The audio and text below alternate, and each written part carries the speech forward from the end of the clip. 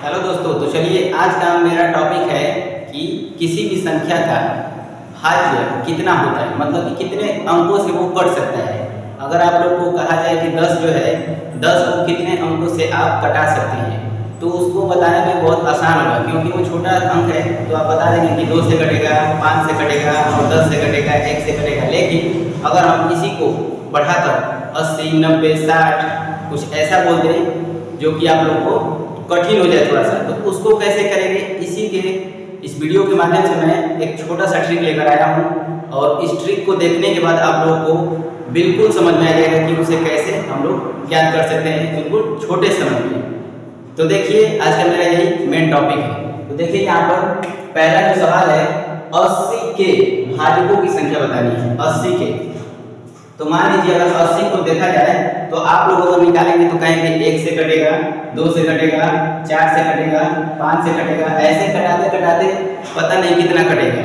लेकिन हम जो बताएंगे उस माध्यम से हम लोग बहुत ही अच्छा करेंगे। देखिए कैसे इसको अच्छे ढंग से छोटे ट्रिक में बताएंगे। तो सबसे पहले आप लोग का काम है इसका LCM निकाल देना। LCM यानी कि इसको कितने खंडों में हम लोग बांट सकते हैं। तो देखिए ये 2 से कटेगा, ये 40 होगा, फिर 2 से कटाइए, ये हो जाएगा 20, फिर 2 से ये हो जाएगा 10, ये 10 है, फिर 2 से जाएगा ये 5 और फिर ये 500। तो देखिए यहाँ पर इसको इस तरह लिख लेते हैं, ज़्यादा समझ में आएगा। 2 गुणते 2 गुणते 2 गुणते 2 गुणते कितना 2 है, 1 2 3 4 है और 1 5 है। तो देखिए कभी भी कोई भी अंक होता है उस पर हमेशा घात 1 रहता है। तो इस पे भी घात 1 होगा, इस पे भी घात 1 होगा, इस पे भी 1, इस पे भी 1 और इस पे भी 1। तो हम लोग घातांक का नियम जानते हैं कि जब भी बेस यानी आधार बराबर होता है तो उसको उसके घातों को हम लोग क्या करते हैं, जोड़ देते हैं गुणनफल में। तो देखिए गुणनफल है और इसका आधार जो है सबका बराबर है, इतना। तो क्या करेंगे कि 2 पे 1 2 3 4, 2 पे कितने घात हो जाएगा, 4 घात हो जाएगा। गुणते 5 में 1 घात रहेगा। 5 इसलिए इसमें नहीं जोड़ा गया है क्योंकि इसका बेस यानी आधार अलग है और इसका अलग है। अब क्या करेंगे, यहीं से हमारा ट्रिक स्टार्ट होता है, क्योंकि इतना तो आप लोग का बेसिक था। यहाँ से आप लोग को क्या करना है, आप लोग को जो घात है उसमें 1 जोड़ देना है, इसमें भी 1 जोड़ देना है और जो बेस है उसको हटा देना है। इससे आप लोग को कोई मतलब नहीं है।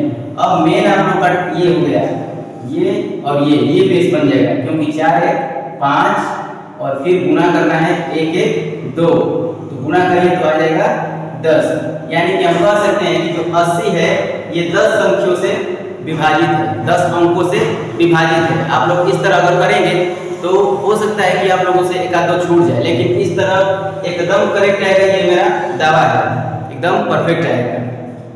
तो आप लोग का आंसर हो जाएगा 10। ऐसे ही मैंने 240 किया है, जैसे बड़ा अंक थोड़ा सा है तो 240 का भी हम लोग क्या करेंगे कि इसका खंड निकालेंगे, कितने अंकों से कैसे कैसे खंड हो रहा है। तो 2 से ये हो जाएगा 1 2 0, फिर हो जाएगा 6 0, फिर 2 से 3 0, फिर 2 से 1 5, फिर 3 से हो जाएगा 5, फिर 5 से 1।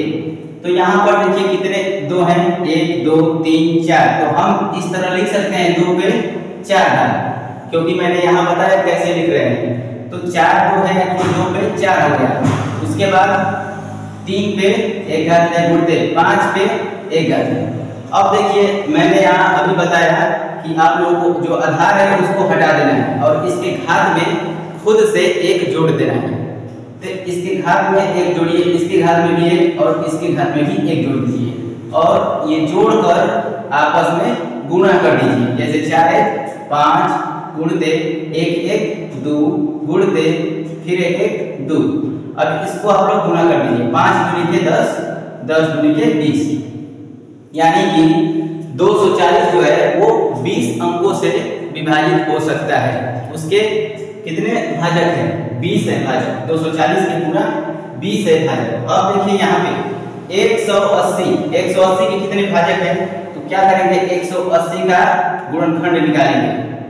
तो गुणनखंड निकालेंगे, 2 से जाएगा 2 9 18, फिर 2 से ये 45, फिर ये 3 से जाएगा 15, फिर 3 से जाएगा 5, फिर 5 से चला जाएगा। तो यहाँ पर मुझे मिला 2 2, मतलब 2 2 बार है, तो हम लिख सकते हैं 2 पे 2 घात। फिर यहाँ पर लिखते हैं कि 3 3 मतलब कि ये भी 2 बार है, तो इसको लिख सकते हैं 3 पे 2 घात। और 5 कितने बार है, एक बार है, तो 5 को 1 लिखेंगे।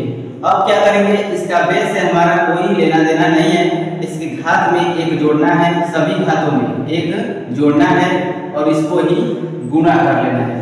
तो देखिए 2 1 3 गुणते 2 1 3, फिर गुणते 1 1 2, तो देखिए 3 3 9 9 दूना 18।